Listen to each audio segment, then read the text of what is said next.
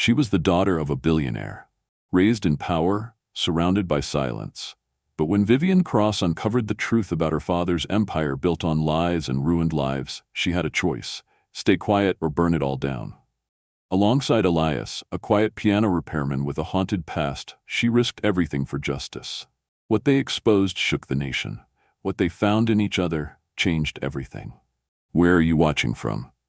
Tell us in the comments, and don't forget to subscribe for more unforgettable stories like this one. You won't want to miss what's next. Elias Monroe didn't believe in fate, but the way the air shifted when he stepped into the Cross estate made him wonder if some doors weren't meant to open at all. The grand foyer was awash in late afternoon light, golden and soft through cathedral-high windows. Dust motes danced in silence, the kind of silence that didn't just settle, it watched. Every surface gleamed with wealth, every corner whispered old money. He didn't belong here. He knew it. But he had a job to do. He followed the housekeeper's quiet gesture toward the music room, his boots clicking softly against the marble floor. When the door closed behind him, he was alone with the Bosendorfer Grand, a beast of an instrument, black lacquer dulled with time but still breathing quiet grandeur. Elias exhaled, running his fingers along the edge of the lid. "Let's see what you've got left," he murmured. He worked in stillness, methodical and precise, lost in the measured rhythm of tuning hammers and weighted keystrokes. Each note a breath, each chord a memory coaxed back to life. It had been years since this piano sang properly. He could feel it in the way the strings groaned against tension, reluctant at first, then surrendering. The middle C lingered just beneath his palm, freshly adjusted, vibrating faintly like a pulse beneath skin. He closed his eyes. That's when the voice came, soft, deliberate, and low. "I want something fixed," she said, "and not just the piano." He didn't startle, but he didn't move either. His hand still rested against the lid. He wasn't sure if she meant the instrument or him. The silence held its breath. When he finally turned, she stood in the doorway barefoot, her one hand resting lightly against the frame. Vivian Cross. The name carried weight in the city, in the country, if you tracked financial pages and tech columns. But here, she was simply a woman in a slate-blue velvet slip dress that clung like poured dusk. Her hair fell over one shoulder, tousled and soft, and her eyes, a kind of stormy green, locked on his with unnerving calm. "No need to look so scared," she said, stepping into the room, her voice trailing like the hem of her dress. "I'm harmless. Mostly." Elias straightened, clearing his throat. "Ma'am, I'm just here to service the piano." She tilted her head. "You always this formal, or do I look like someone's headmistress?" "Old habits," he replied. "Military." "Ah," she said, crossing slowly toward him, bare feet silent against polished wood. "Discipline, restraint, structure." She stopped beside the piano. "You can tell a lot about a man by how he treats an instrument." "I'm trained to listen before I touch," he said quietly. She smiled at that, something between approval and challenge. "Good. Most people just come in swinging." Her fingers grazed the piano's lid. "It hasn't sounded like itself in years. You've changed that." Elias stepped back slightly. "It's fully tuned now. I adjusted the dampers, cleaned the hammers, and corrected the pedal tension. Should be good for another decade, if no one slams the lid again." "I won't," she said. Her tone softened. "It's been a long time since a man touched something in this house and actually made it better." He looked at her then, not the dress, not the pedigree, but the way her shoulders held grief like a fitted jacket. She wasn't flirting. Not really. She was testing, probing for something honest in a room full of curated lies. "I just fix things," he said. She turned, leaning lightly against the piano, arms crossed. "Is that all you do, Elias Monroe?" His breath caught slightly at the sound of his name from her lips. He hadn't introduced himself.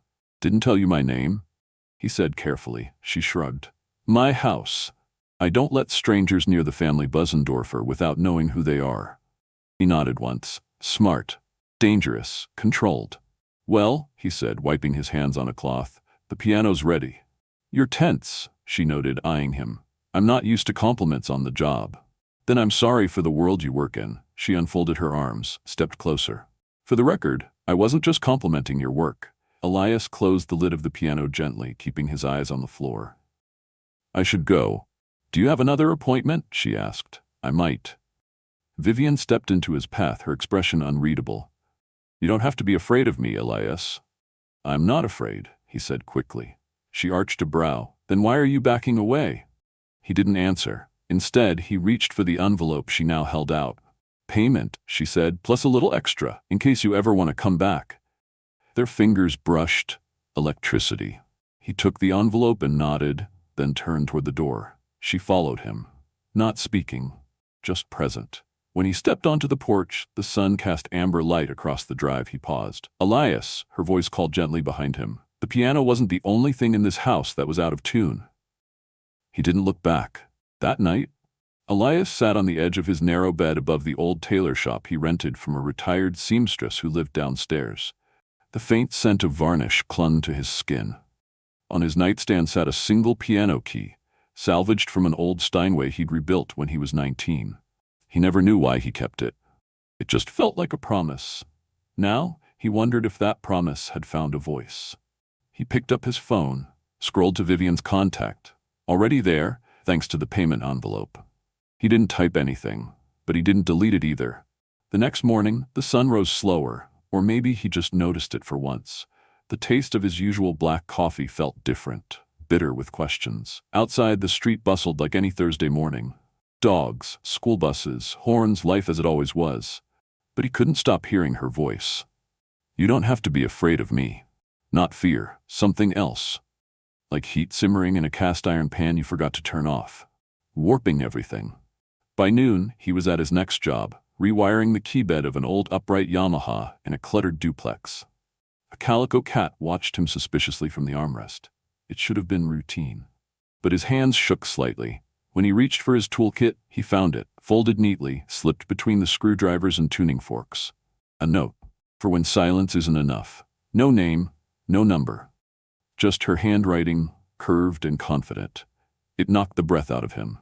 That evening, he drove to his mother's house on the city's south edge, a small white cottage with rose bushes and a roof that needed patching. She opened the door before he knocked. "You look like someone who started a sentence and forgot how to end it." He smiled, tired. "That obvious?" Martha Monroe raised an eyebrow.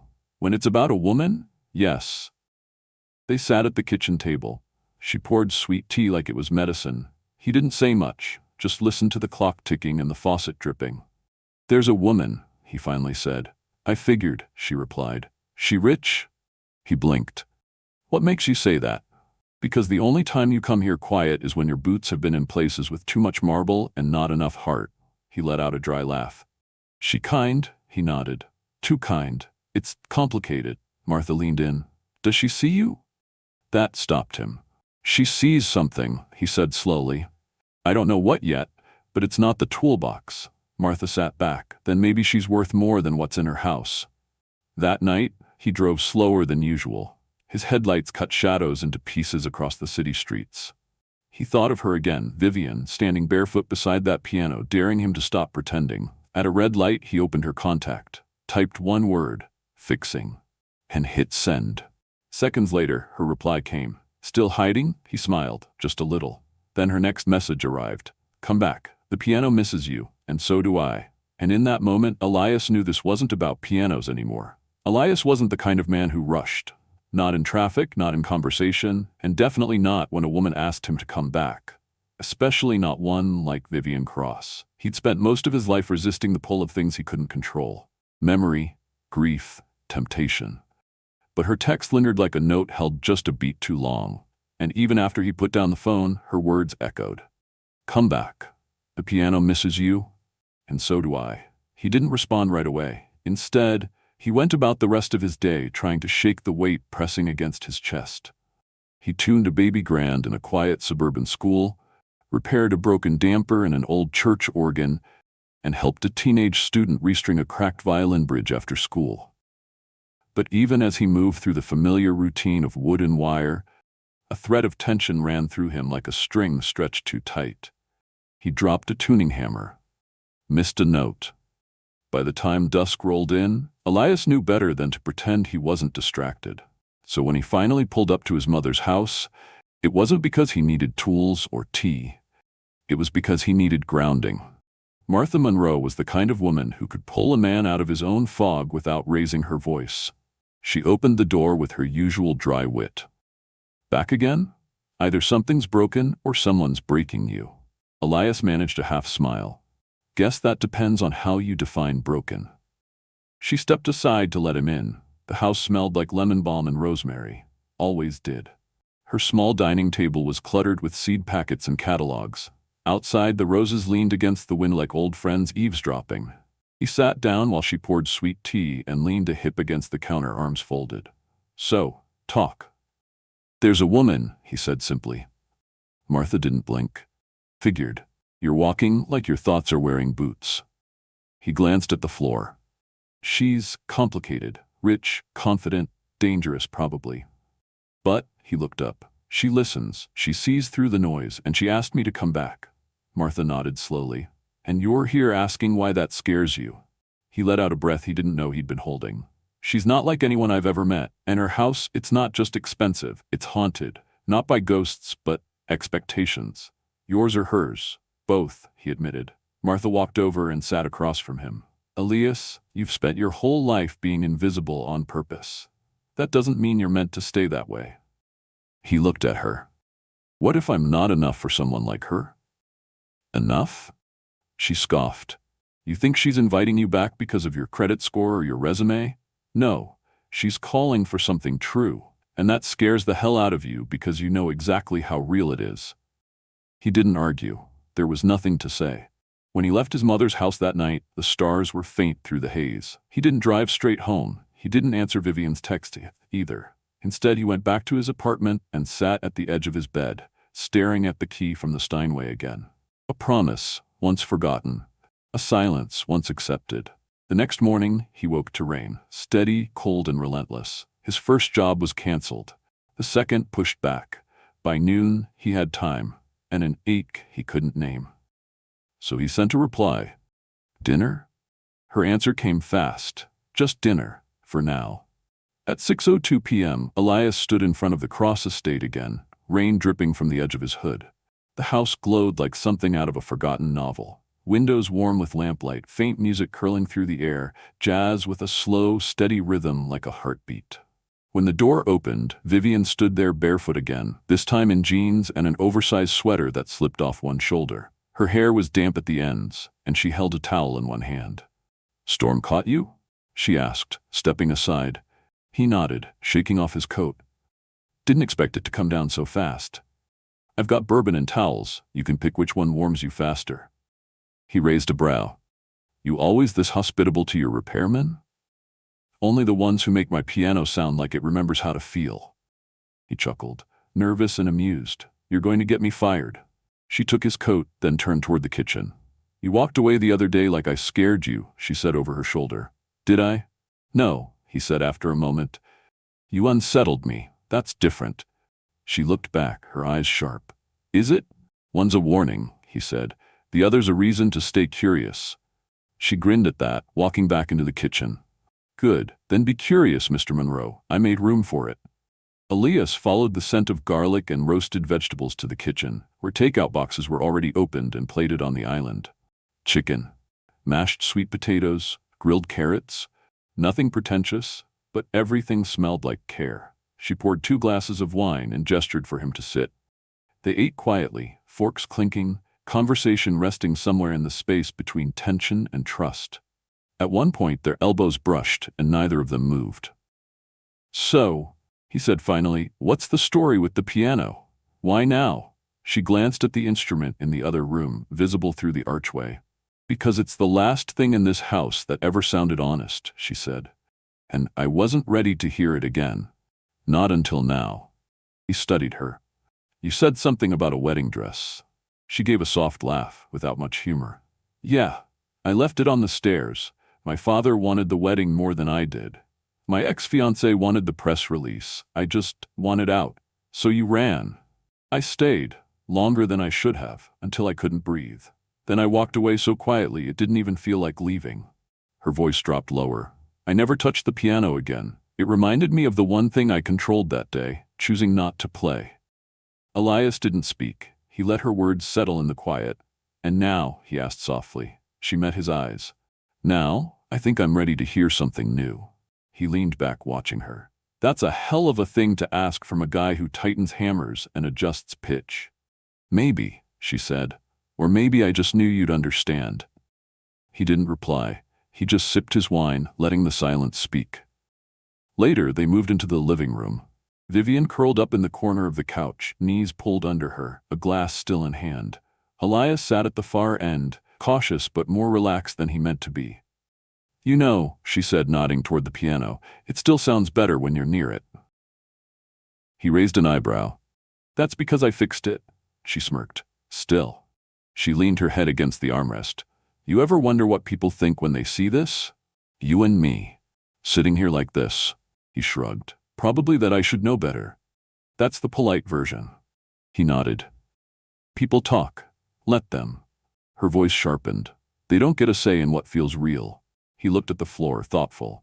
I've worked my whole life to be respected, not noticed, just trusted. You think being with someone like you would undo that? I think it already is, she said. That silenced him. Do you regret coming tonight? She asked. No, he said instantly. Then softer. But I don't know what it means. It doesn't have to mean anything yet, she said. He looked at her. That's a dangerous kind of freedom. It's the only kind I've got left. She stood and walked toward the piano. Her fingers hovered above the keys, then pressed down, one chord, soft and trembling. It rang out like a question. Without looking back, she said, Do you want to hear something new, Elias? He stood, walked toward her slowly. She slid over, making space on the bench. The air between them tightened with something fragile and real. Play with me, she said. I told you I don't perform. I'm not asking for a performance, just a sound that belongs to us. He hesitated. Then he played, one note, then another. Vivian followed. It wasn't a song, not yet. Just two people reaching into a silence that had waited far too long to be filled. The storm had passed by morning, but the heaviness it left behind hadn't.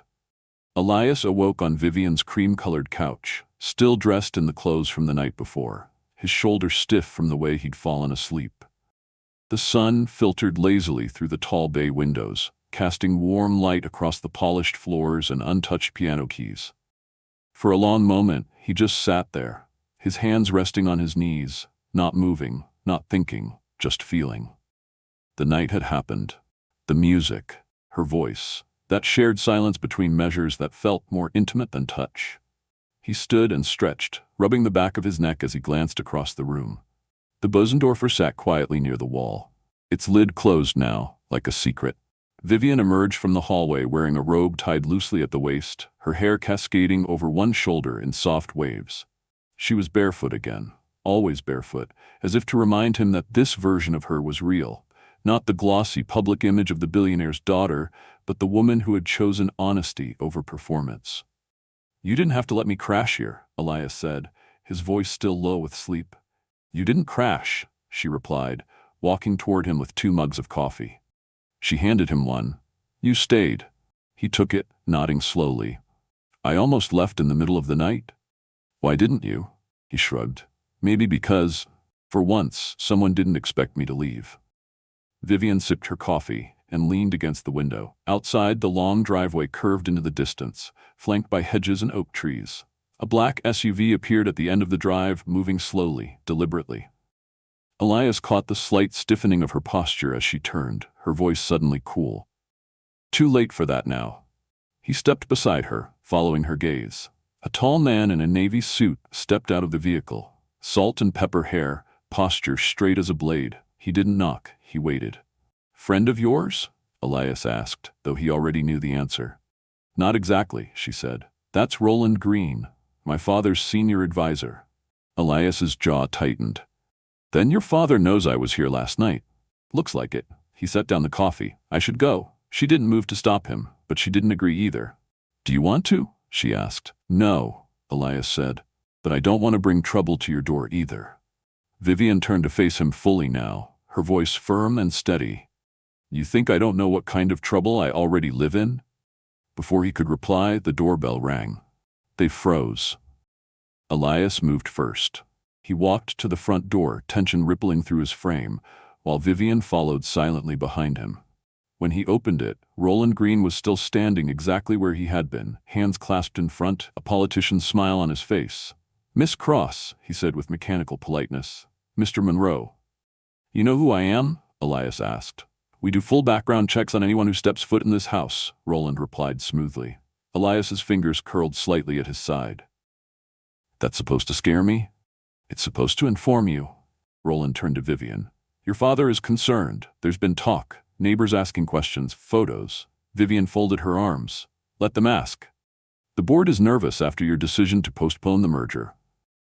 "I didn't postpone it," she interrupted. "I canceled it." "That's not your call to make. It's my name on the company, Roland, and your father still owns controlling shares." The smile on Roland's face didn't falter, but the temperature in the room dropped. Elias could feel it. "I'll go," Elias said, taking a step back. Vivian reached for his hand, publicly, deliberately. "No, stay." Roland's eyes flicked to their joined hands. The smile faded just a little. "Very well, but do remember, Miss Cross, appearances matter, especially when they threaten legacy." When he left, the silence he left behind was colder than his words. Elias sat down heavily on the bottom step of the staircase. Vivian joined him, sinking beside him with a sigh. "So this is what I walked into," Elias said. Vivian shook her head. "No, Elias, this is what I walked out of." He looked at her. "Is that why you left the wedding?" She nodded. "Because my father was choosing my life." Elias exhaled, fingers steepled in front of him. "You still want to fight this?" "I want to fight for something that's mine," she said. "Something real." There was a beat of quiet. Then she added softly, "I didn't just ask you to stay last night because I was lonely. I asked because I felt safe with you." His heart thudded once, loud enough to feel in his fingertips. "You don't know me," he said. "I know enough. You don't know what it's like to have people cross the street when they see you coming. To have to smile so they don't call you angry. To speak soft so they don't call you threatening." Vivian's voice barely rose above a whisper. "And you don't know what it's like to have your own body used as leverage in a boardroom, or to be told you're too emotional to lead, or to be paraded like a trophy for shareholders." Their eyes locked. In that moment, the space between them wasn't about race or wealth or danger. It was about pain, courage, and the unbearable cost of being seen. Vivian reached for his hand again, lacing their fingers together. "Maybe we don't have to win," she said, "but maybe we stop losing." Elias nodded, the weight of her steadiness anchoring him. "What now?" he asked. She stood, pulling him up with her. "Now," she said, "we rewrite the rules." He looked at her then, this beautiful, defiant woman standing in silk and sunlight, ready to go to war not with fists, but with truth. And something inside him shifted. The fight ahead would be brutal. But maybe for once, he wouldn't have to fight it alone.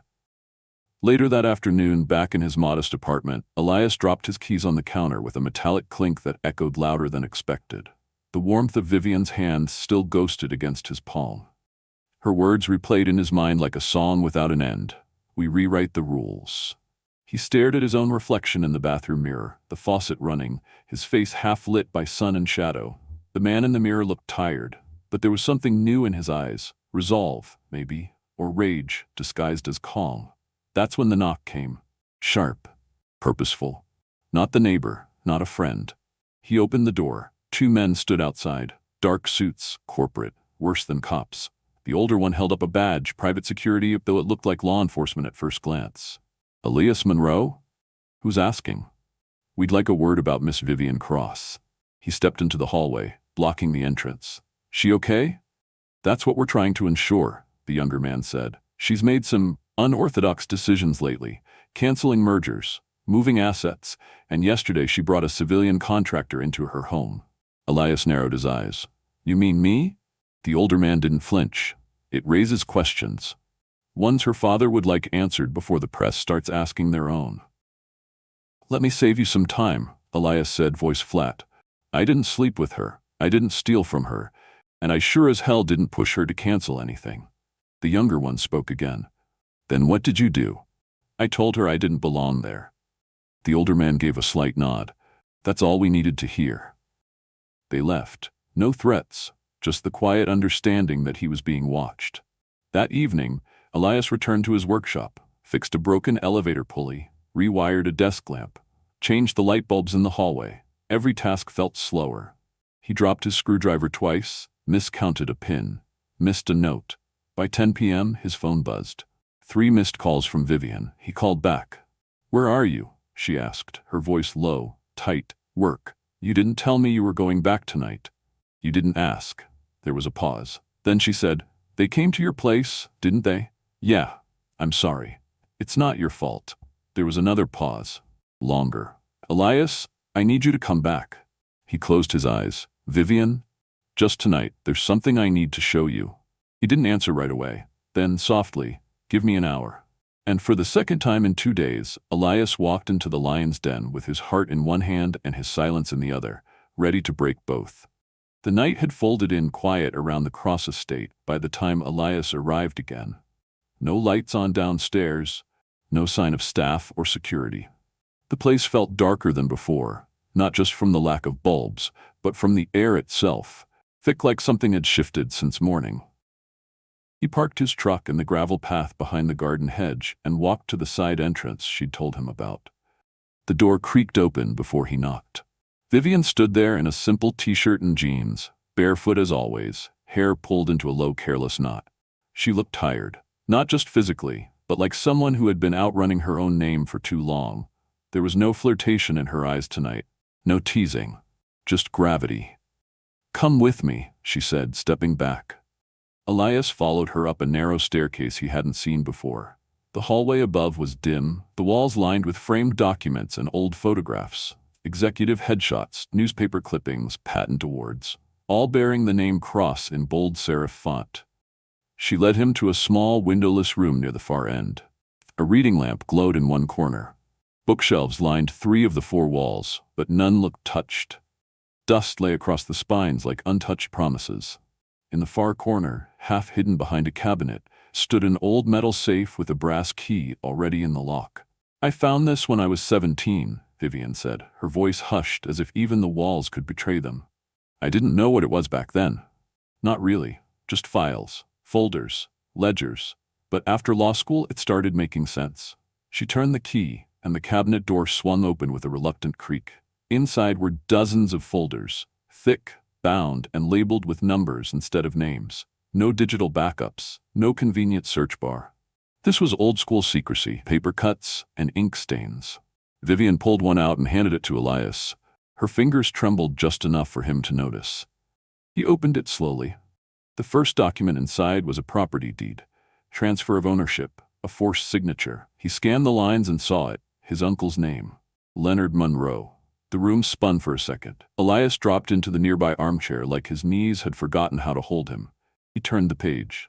More documents, a timeline, correspondence between shell companies, a record of payments and legal threats. "He didn't just lose his garage," Vivian said quietly, sitting across from him. "Your uncle was targeted, bankrupted, smeared, and then nothing, like he never existed. And the land? Bought through a dummy corporation 2 weeks later. Owned by Cross Development Group." Elias's eyes burned, but he didn't blink. "He started drinking after that. I always thought it was shame." "No," she said. "It was betrayal." He leaned back, running a hand over his face, the file still open in his lap like a wound. The man who had raised him after the fire, who taught him to fix broken things with his hands, had been buried under lies, and Elias never knew, never asked. Vivian stood and pulled another folder from the safe. "There's more," she said. "Suppressed lawsuits, payoffs, land grabs, families threatened, whistleblowers disappeared or discredited, and all of it in my name. On paper, I'm complicit. I'm the sole beneficiary of most of the holding trusts." He looked up at her, breath-catching. "Why are you showing me this?" "Because I don't know who else to trust," she said. "Because if something happens to me, someone needs to know the truth. And because I can't carry it alone anymore." The words dropped between them like a match and gasoline. He stood, pacing the small room, heart thudding like a war drum. "This is enough to destroy him." "Maybe," she said, "but the board protects him. The media shields him. He's woven into the city's economy. The people in this town, he owns their paychecks, their pensions, their futures." "Then we go outside the system," Elias said, his voice low, urgent. "We find someone who can't be bought." Vivian nodded slowly. There's someone, a woman named Judge Lydia Burns. She retired early, too early. Rumor was she pushed back on corporate pressure one too many times. I've heard of her, Elias said. She used to teach ethics at community college after leaving the bench. My mom attended one of her seminars. Vivian handed him a slip of paper with a number scribbled in her neat handwriting. I want you to meet her. Just you. She knows my name. She won't trust me, but maybe she'll trust you. He tucked the paper into his coat pocket. When? Tomorrow, Asheville. She lives just outside the city in a converted schoolhouse. He hesitated, then looked at her with something like awe. You've had all this, these files, this evidence for how long? 2 years. And you never used it? She walked to the window, stared out into the dark. You don't know what it's like to grow up believing your father's a titan, a god, and then to find out he built everything from ash and silence. You still love him? Elias asked. I don't know, she whispered, but I can't be him. He stepped closer, voice quiet. You're not? They stood in silence for a long time. The truth had filled the space, and it was louder than any piano ever could be.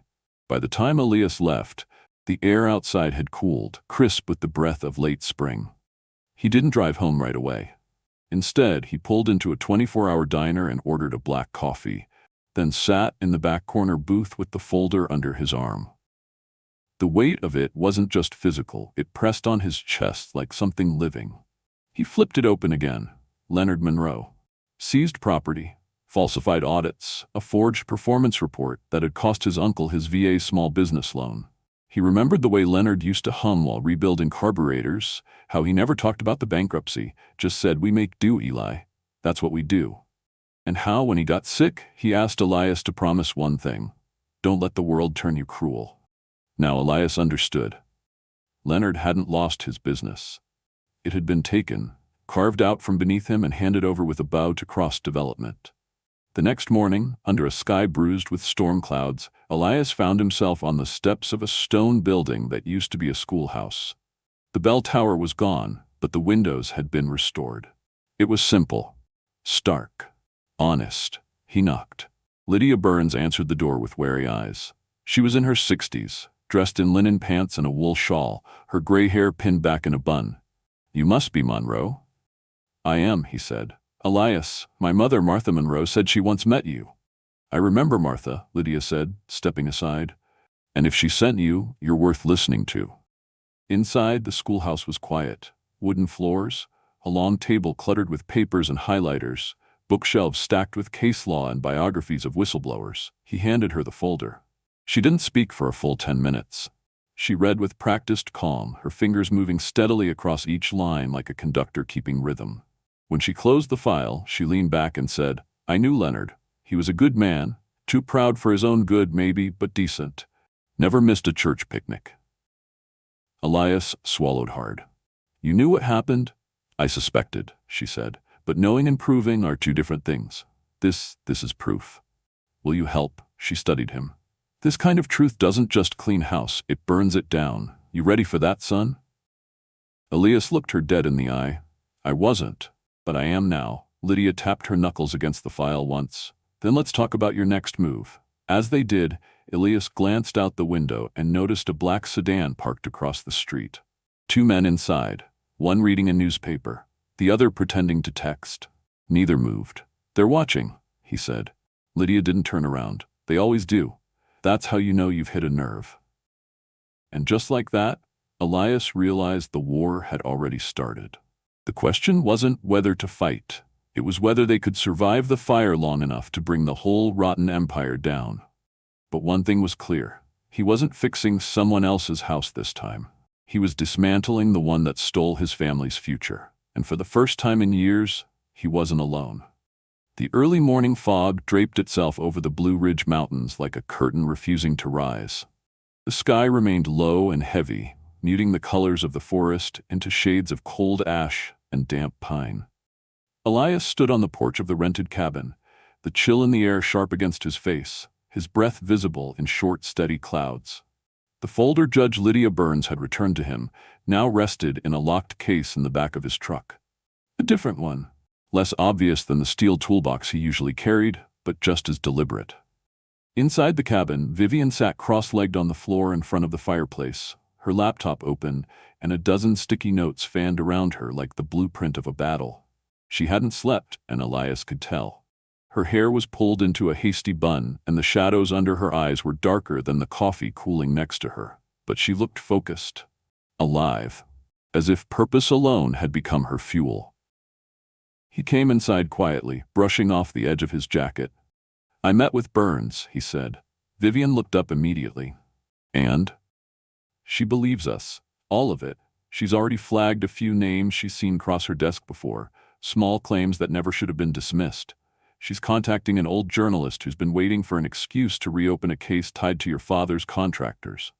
Vivian's lips parted slightly. "That fast?" "She said she's waited 10 years for someone to walk in with a match. We just handed her a bonfire." Vivian nodded and tapped a key on her laptop. "I've been going through the financials. There are 3 board members we might be able to flip. They've all pushed back against your father before, quietly, but enough to show they've got lines they won't cross."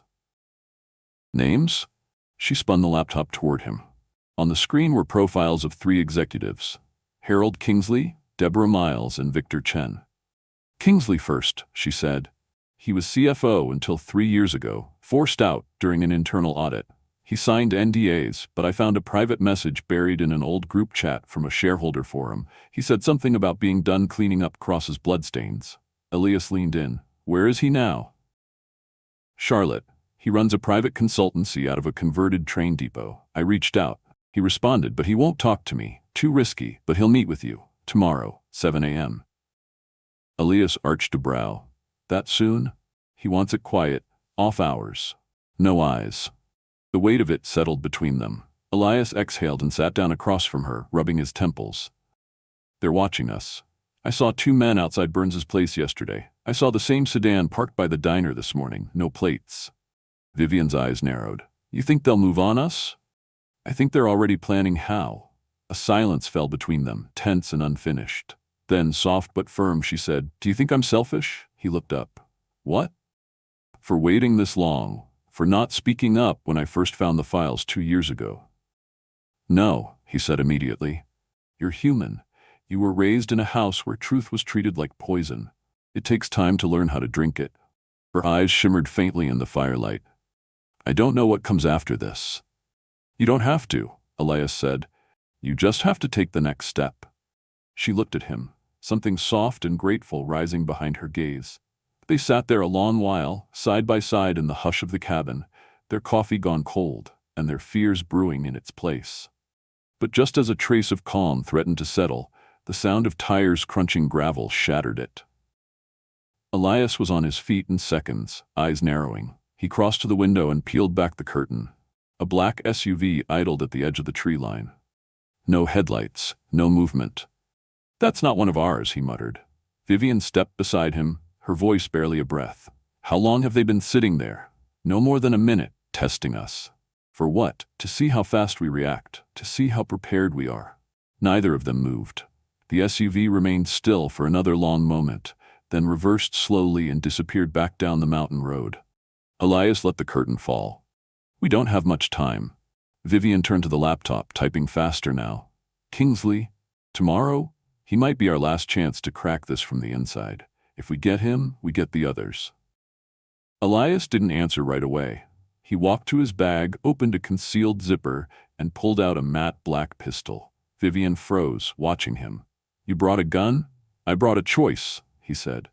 "In case they stop asking questions and start making statements." Her throat tightened. "Do you think it's going to come to that?" "I think we just made them nervous, and powerful men don't get nervous without consequences." They slept in shifts that night. Vivian stayed by the window, threat, her laptop open on mute with a motion detector app tracking movement outside. Elias stayed by the door, his hand on the butt of his pistol, his ears tuned to every creak of the old cabin floor. At 6:15 a.m., Elias was already dressed and ready. Vivian handed him a burner phone and a second folder with printouts of key documents Kingsley would want to see. "If he flips," she said, "the others might follow." "And if he doesn't?" Elias asked. "Then we light the fuse anyway." The drive to Charlotte was long and cold. Elias took back roads, checked his mirrors too often, and didn't touch the radio. When he reached the train depot, Kingsley was already there, leaning against a silver sedan, collar turned up, briefcase at his feet. He didn't shake hands, he just nodded toward the back entrance. Inside, the depot had been converted into a sleek office space. Concrete floors, metal desks, exposed beams. Kingsley locked the door behind them. "I don't have much time," he said. "You've got 10 minutes.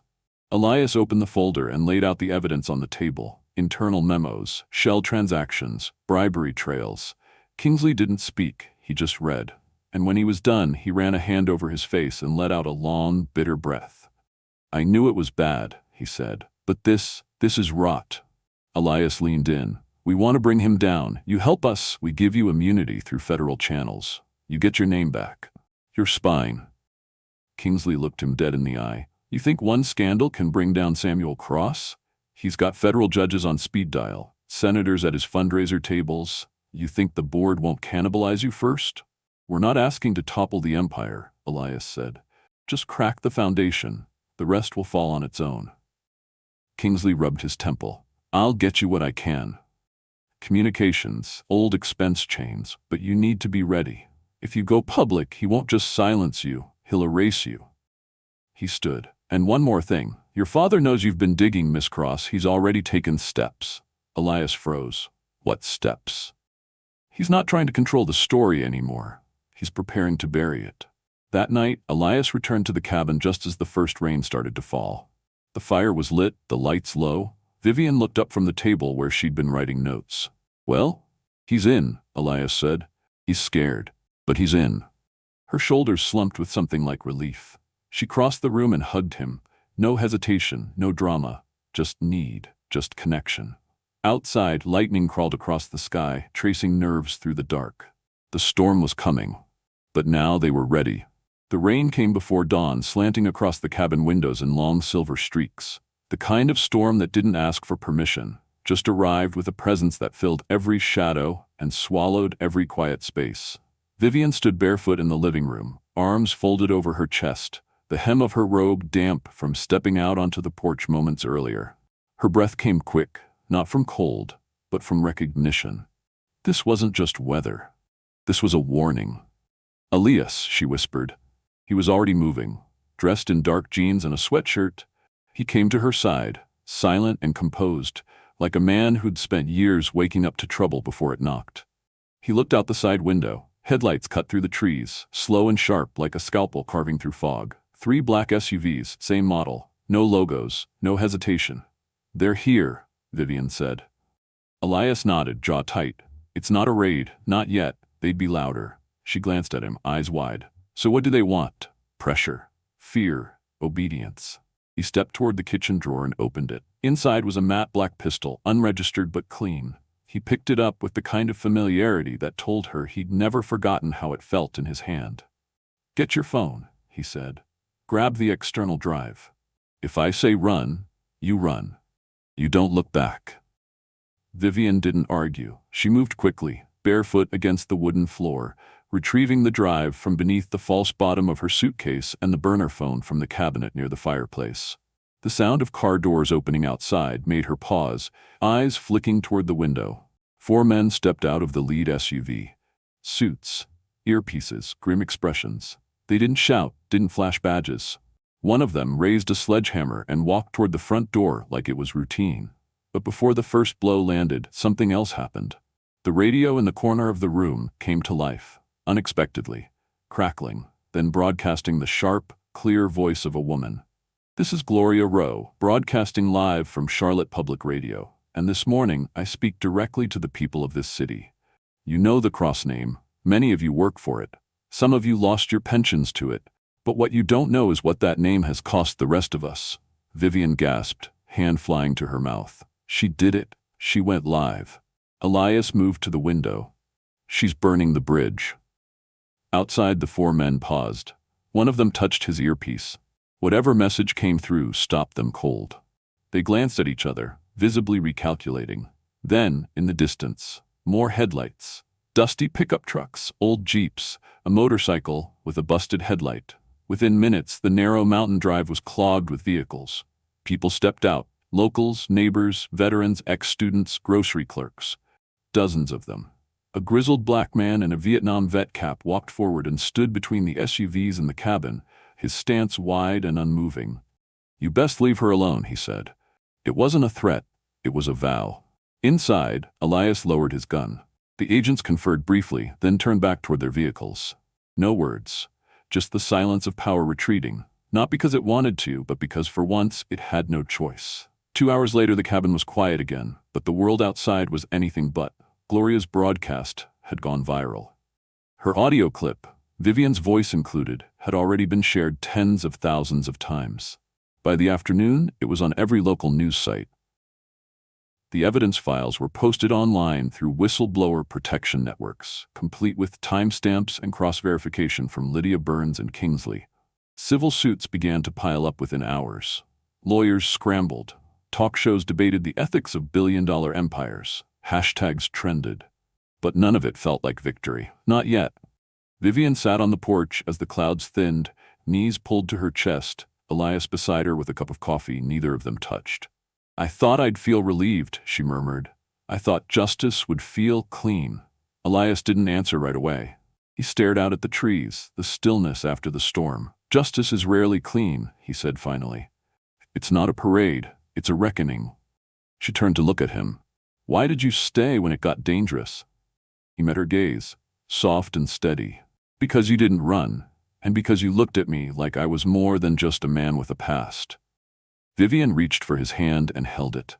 "You are." The silence that followed wasn't heavy. It was earned. In the weeks that followed, the fallout expanded like a tidal wave. Cross-holdings began hemorrhaging investors. Internal investigations exposed offshore accounts, suppressed safety reports, environmental violations. The Department of Justice opened an inquiry. Samuel Cross, powerful, untouchable Samuel Cross, was subpoenaed for questioning. Vivian didn't speak during the early hearings. She let the documents speak. Let the voices her father had silenced come roaring back to life through digital records and sworn statements. But when the trial began, she was there. Navy dress, hair tied back, a single silver locket around her neck, her mother's. She sat silently as prosecutors laid out years of corruption, coercion, and cruelty. Her father never once looked at her, but Elias did. From the back row, every day, when the guilty verdict was read, 5 counts of fraud, 2 of conspiracy, 1 of witness tampering, the room didn't cheer. It exhaled. Quietly. Completely. Reporters flooded the courthouse steps, flashes, shouts, microphones. Vivian stepped forward and raised a single hand. "Justice doesn't always come with applause," she said into the chaos. "Sometimes it comes with silence and survival." Later that evening, the courthouse emptied. Elias found her on the steps, coat draped over one arm, staring up at the sky. The stars were just starting to come out. "We're not done," she said. "No," Elias agreed, "but we're not hiding anymore either." She turned to him. "Are you afraid?" "Every day," he said. "But now I know what I'm standing for." She reached for him and he took her hand without hesitation. That night, back at the cabin, quieter now, safer, they made tea, played a few broken notes on the out-of-tune upright Vivian had found in the garage, and sat wrapped in a blanket as the fire crackled low. "You ever think about what it cost?" she asked softly. "All this?" "Yeah," Elias said, "but I also think about what we saved." They didn't need music that night. The crackle of the fire, the wind in the pines, the rhythm of 2 people breathing in sync, that was enough. In the quiet, Vivian whispered, "Thank you." Elias turned to her, resting his forehead gently against hers. "For what?" "For not fixing me," she said, "for just being here." And in that moment, the storm they had started no longer felt like destruction. It felt like the beginning of something new. The morning after the verdict was unusually still. The world outside continued as if nothing had changed. Birds trilled in the trees, delivery trucks hummed past the cabin on the dirt road, and the light filtering through the pine canopy was soft, golden, forgiving. But inside, Vivian felt different. Lighter, heavier. Something unnameable twisted in her chest like a knot she hadn't dared untie until now. She stood at the window of the cabin's small bedroom, staring out into the woods that had shielded her during the storm, her fingers curled around the locket at her neck. Behind her, Elias moved quietly through the kitchen, making coffee. He didn't speak. He didn't need to. The weight of what they'd just survived hung in the space between them, not oppressive, but intimate. A shared scar. She turned when she heard him approach, the scent of dark roast curling through the room. He handed her the mug without a word, and she took it, their fingers brushing. She offered a faint smile. "Sleep?" he asked softly. "Some," she replied. "Not much." "Same." They sipped in silence. Vivian finally said, "They'll come for me in other ways now." "I know," Elias said. "They'll claw at everything they think makes you strong. Your credibility, your past, your silence." She nodded. "They'll call me hysterical, spoiled, disloyal." "Then let them talk," Elias said. The truth already made it louder than they ever could. Vivian's lips twitched. "You always know what to say?" "No," he said, "just learned when not to lie."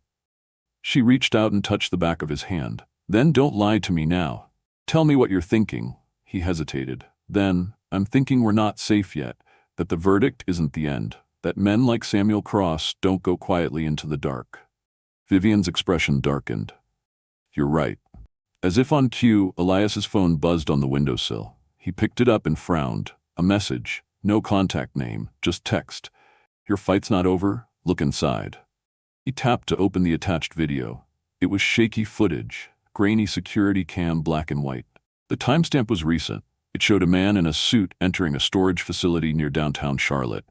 He unlocked a climate-controlled unit, opened a steel cabinet, and removed a thick manila envelope. He handed it to another man, this one shorter, stockier, with a shaved head and an earpiece. The second man turned, and the camera caught a clear view of his face. Elias stiffened. "I know that guy." Vivian leaned in. "Who is he?" "He worked for your father's private security team, off-book contracts. He followed me once, months ago, back when I was repairing the piano in the embassy wing of that hotel. I thought it was paranoia then." "What's in the envelope?" "I don't know. But someone wanted us to see this." Vivian's eyes narrowed. "It's not over. There's another layer." Elias tapped the screen. "We need to find that facility. Now." By noon, they were on the road, wind curling through the open windows of Elias's truck. Vivian had changed into a dark gray blouse and blazer, simple jeans, no jewelry but the locket. She wore armor now, not made of steel, but resolve. The storage facility sat on the edge of a warehouse district, not far from where Kingsley had once run his office.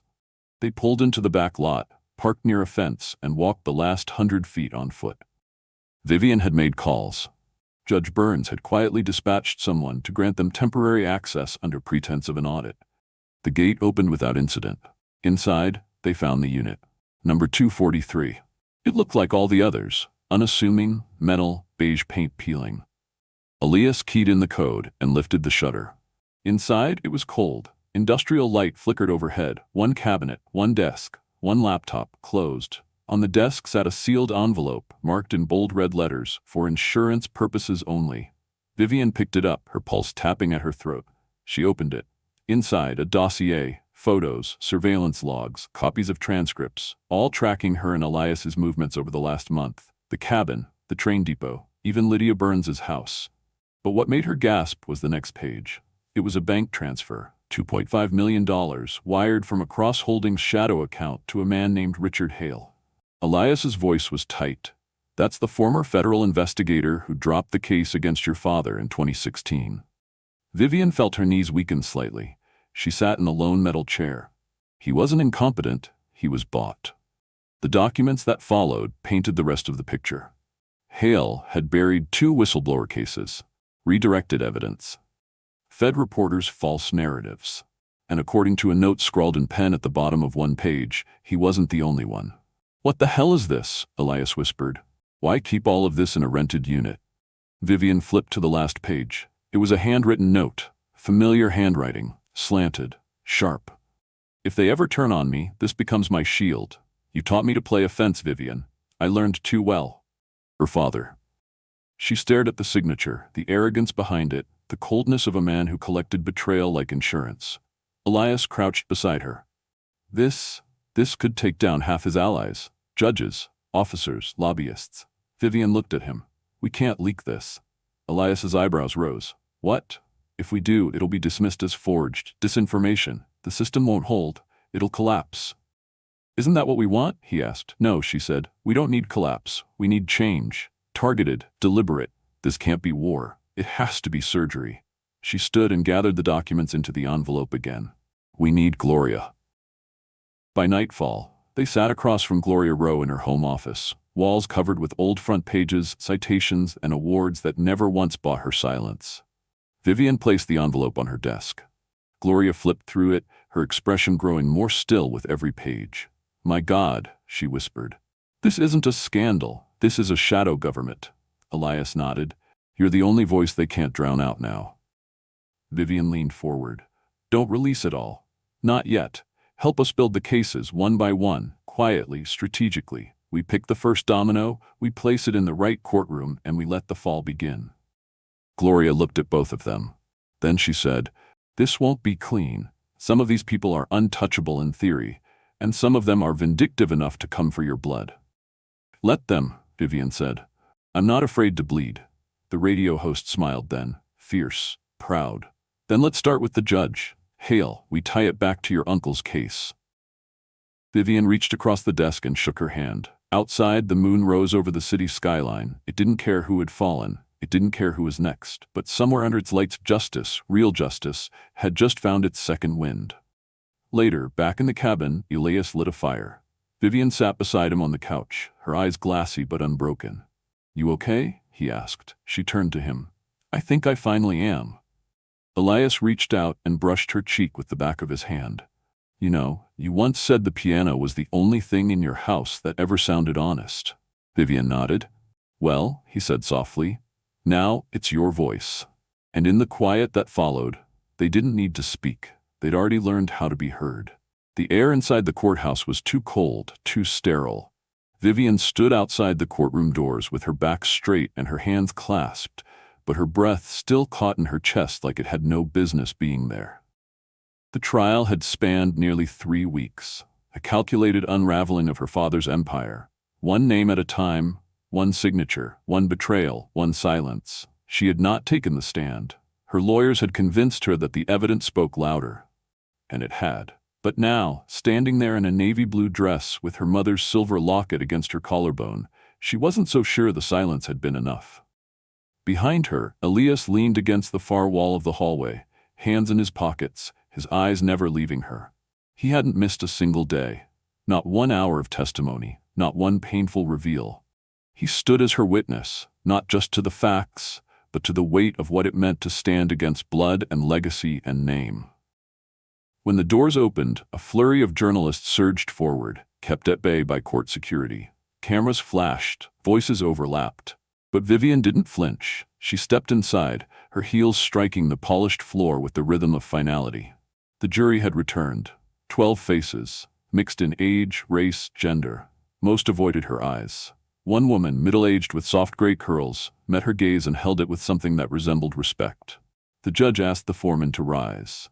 On the matter of People versus Samuel Cross, the foreman read, We, the jury, find the defendant, on count 1, fraud, guilty. On count 2, fraud, guilty. Count 3, conspiracy to commit fraud, guilty. Count 4, witness tampering, guilty. Count 5. Vivian's ears started to ring. She heard the words, but they came as if underwater, echoes distorted by the surge of everything this moment represented. Her father sat beside his attorney in tailored silence, face unreadable. Not once did he glance at her.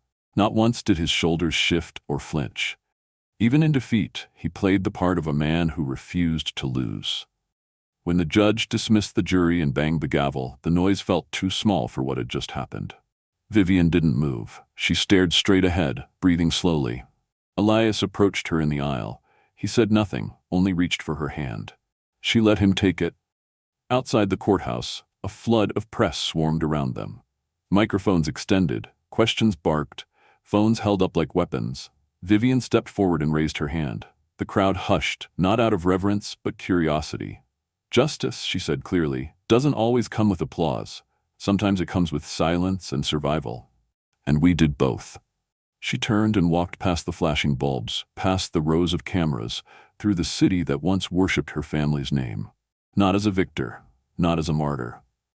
Just as a woman who had once been quiet and had chosen, instead, to speak. They returned to the cabin that night, not because it was safe, but because it was true. The place where it had all started. where her secrets had surfaced and where Elias had stayed. Vivian stood on the back deck, a mug of tea between her hands, watching the stars blink into view through the tree branches. The breeze carried the soft scent of pine and earth and renewal. Behind her, Elias watched from the kitchen, leaning in the doorway. He didn't speak, not right away. He just let the silence build its own rhythm again. "Do you miss it?" he asked eventually. Vivian turned. "What?" "The life you had before all this, before me, before the piano, before the war." She considered that. "No," she said. "I think I miss the illusion that it was ever mine." Elias walked over, wrapping his arms around her from behind. She leaned into his warmth, exhaling slowly. "I still think about him," she said. "Not the man in court, the one who taught me how to tie my shoes, who held my hand on the plane after my mom died. I don't know where that version of him went." Elias didn't offer empty comfort. He just kissed the top of her head and let the truth breathe. "You did what he never could?" he whispered. Vivian nodded. "Tell the truth." The next morning she sat in front of the cabin's only upright piano, a piece of forgotten furniture they'd dragged from storage and half-heartedly tuned over whiskey one night. It was imperfect. Cracked wood, a couple keys sticking, but something about it felt right. Elias watched from the threshold, arms folded. She played. Not a song, not really. Just notes, soft, uncertain, a melody still finding itself.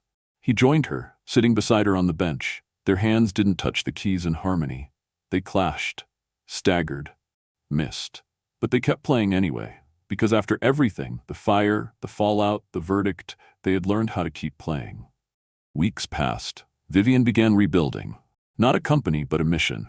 She launched an initiative with Lydia Burns and Gloria Rowe, designed to protect future whistleblowers. A network of legal, emotional, and digital support. Quiet, but powerful. Elias returned to work. Not for the money, but because he missed the music of repair. He kept the business small, local, selective. But his phone rang more often now. People who'd heard about the man who tuned pianos during revolutions. They still lived in the cabin for a time, even as developers sniffed around the Cross estate like vultures. Vivian let the lawyers handle it. Her energy was elsewhere, on healing, on grounding, on building something that couldn't be measured in shares or brand equity. One afternoon, she received a letter. Handwritten, no return address. Inside was a single sentence. "You didn't destroy the house, you rebuilt it on your terms." She didn't recognize the handwriting, but something about it made her smile. Later, while folding laundry, she asked Elias, "Do you think I'll always be the girl who took down her father?" He looked up from his spot at the kitchen table. "Maybe, but I think that's just the first chapter." "What's the second?" he shrugged. "That's up to us." She walked over and pressed a kiss to his forehead. "Then let's write it slow." That night, the storm rolled in. Not like the last one, not angry or threatening. Just rain, just sky weeping in relief. They lay in bed not speaking, fingers twined together. Vivian whispered, "I used to think silence was the safest place to hide. And now I think silence is where the truth waits." Elias smiled in the dark. "Then we'll keep making noise." And as the wind curled around the cabin and the rain danced across the roof, two people who had once been strangers shared the only thing neither of them could have repaired alone. Peace. Hard-won, deeply rooted, imperfect peace. They didn't need more than that, just the promise to keep telling the truth, no matter who tried to bury it, and the knowledge that this time they wouldn't walk into the storm alone. In a world built on silence, it takes extraordinary courage to speak the truth. Vivian and Elias's journey reminds us that justice is not born from perfection, but from persistence, from people willing to stand up, even when they are shaking. This story is not just about exposing corruption or challenging power. It's about reclaiming your voice when the world has taught you to stay quiet. It's about understanding that family is not defined by blood, but by the choices we make, by who stands beside us when everything else falls away. We learn that healing is messy and justice rarely arrives in a clean package. But it does arrive when we dare to pursue it with our eyes wide open and our hearts unguarded. Vivian could have stayed hidden, and Elias could have kept repairing pianos, pretending the past was buried. But instead, they faced the music, and together they rewrote the rules.